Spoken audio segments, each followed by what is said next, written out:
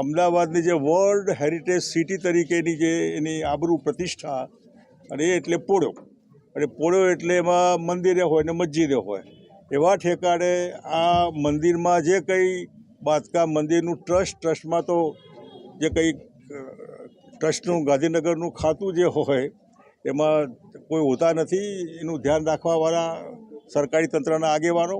આ કોર્પોરેશનની જવાબદારી છે અને કોર્પોરેશનમાં તો લૂંટ ચાલે છે. જે થલતેજની શહાદલી સોસાયટીમાં જે તોડફોડ કરી તો કોને પરવાનગી આપી, કોણ છે બિલ્ડર, કયો અધિકારી ચાવ કરી ગયો, બીજું પરમિશન કોને આપી, આમના ઉપર 302નો કેસ લાગવો જોઈએ. જો લોકો મરી ગયા હોય તો શું થાત, અંદર કોઈ લોકો હોય ને પડ્યું હોય તો કેવી રીતે, એટલે એ અને એવું આ મંદિરમાં કાલે ઉઠીને તૂટી જાય પડશે તો કોણ મરશે, નિર્દોષ માણસો મરી જવાના.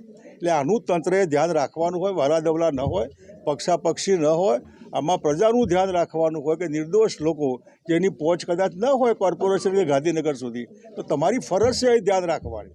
અને જરૂર નહીં કે કોઈ ફરિયાદ કરે, એમને એમ પણ વિઝિટ કરીને તંત્ર પગાર તો આપણો ખાય છે બધા, કોર્પોરેટર હોય કે ધારાસભ્ય હોય, કોર્પોરેશનના કર્મચારીઓ હોય, પબ્લિક પગાર આપે છે એમને, એ માલિક ન હોય, એ સેવકો છે બધા. સેવકો તો પડી જ નથી કોઈની. એટલા માટે મને આ સમાચાર મળ્યા એટલે કોઈ ચાલો મળી આવું.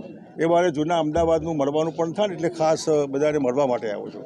વેદના છે, હું કોશિશ કરીશ કે એમાં કંઈકનું કંઈક રસ્તો નીકળે બંને ઠેકાણેનું. ભલે, ધન્યવાદ. જય રણછોડ.